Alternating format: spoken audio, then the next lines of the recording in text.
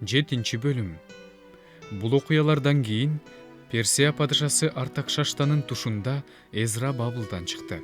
Ал Сераянын уулу, Серая Азариянын уулу, Азария Хилкиянын уулу, Хилкия Шалумдун уулу, Шалум Садоктун уулу, Садок Акитуптун уулу, Акитуп Амариянын уулу, Амария Азариянын уулу, Азария Мерайоттун уулу, Мерайот Захариянын уулу, Захария Узинин уулу, Узи Букинин уулу, Буки Абушуанын уулу, Абушуа Пинихастын уулу, Пинихас Элазардын уулу, Элазар башкы ыйык кызмат кылуучу Арундун уулу. Эзра Бабыл жеринен чыкты. Ал китеп көчүргүч болгон. Исраилдин Кудай Теңири берген Мусанын мыйзамдарын жакшы билген. Падыша анын каалаганын берди. Анткени Кудай Теңиринин колу анын үстүндө эле. Эзра менен бирге Исраилдин кээ бир уулдары ыйык кызмат кылуучулар, левилер, ырчылар, дарбазачылар, нетиндер Артакшаштанын падышачылыгынын 7-жылы Иерусалимге келишти. Ал Иерусалимге Артакшаштанын падышачылыгынын 7-жылынын 5-айында келди. Бабылдан чыгуу 1-айдын 1-күнү башталды. Ал 5-айдын 1-күнү Иерусалимге келди. Анткени Кудайдын жакшылык кылуучу колу анын үстүндө эле. Эзра өзүнүн жүрөгүн Теңирдин мыйзамын изилдөөгө, аны аткарууга, Исраил элине мыйзамды жана чындыкты үйрөтүүгө бурган эле. Артакшашта падышанын Исраил элине Теңирдин осуяттары менен мыйзамдарын үйрөткөн ыйык кызмат кылуучу китеп көчүргүч Эзрага берген катынын мазмуну мындай: Падышалардын падышасы Артакшаштадан асмандагы Кудайдын мыйзамын окутуучу ыйык кызмат кылуучу Эзрага салам.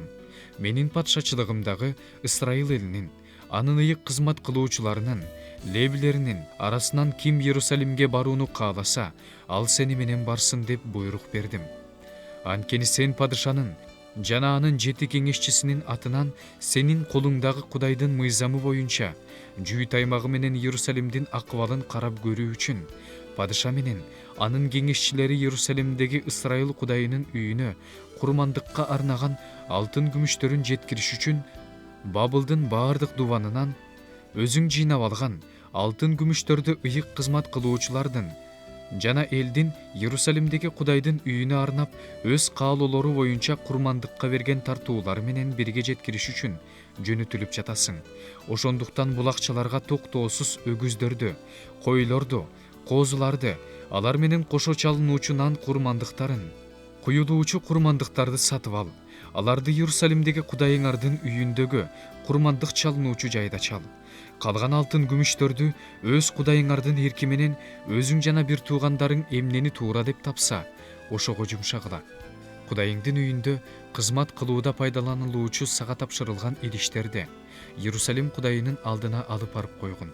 Кудайыңдын үйү үчүн дагы эмне керек деп эсептесең, ошонун баарын падышанын казынасынан бер. Мен Артакшашта падыша Дариянын наркы өйүзүндөгү казына кайтаруучулардын баардыгына буйрук берем. Асмандагы Кудайдын мыйзамдарын үйрөтүүчү ыйык кызмат кылуучу Эзра эмне талап кылса, ошону токтоосуз бергиле. 100 талантка чейин күмүш, 100 батка чейин буудай, 100 батка чейин шарап, 100 батка чейин май бергиле. Тузду болсо өлчөөсүз бергиле. Асмандагы Кудайдын үйү үчүн асмандагы Кудай берген баардык буйрук тактык менен орундалсын. Болбосо Кудайдын каары падышанын жана анын балдарынын падышачылыгына тиет. Силерге дагы билдире кетчү нерсе, Кудайдын үйүндө кызмат кылган ыйык кызмат кылуучулардын, левилердин, ырчылардын, дарбазачылардын, нетиндердин эч кимисинен алым, салык, баа жакысы алынбасын. Сен болсо Эзра, Кудайың берген даанышмандыгың менен башчыларды жана башкаруучуларды кой. Алар Дариянын наркы өйүзүндөгү элди, Кудайыңдын мыйзамдарын билген элди башкарсын. Билбегендерди үйрөткүлө. Ким Кудайыңдын мыйзамын жана падышанын мыйзамын аткарбаса, аны токтоосуз өлүм жазасына болобу, же сөргүнгө болобу, же акчалай айыпка болобу, же зынданга болобу өкүм чыгарышсын. Падышанын жүрөгүнө Иерусалимдеги Кудай үйүн жасалгалоону салган. Мага падышанын, анын кеңешчилеринин, анын баардык күч кубаттуу төрөлөрүнүн ырайымын бурган ата бабаларыбыздын Кудай Теңирине алкыш. Ошондо мен кайраттандым. Анткени Кудай Теңиримдин колу менин үстүмдө эле.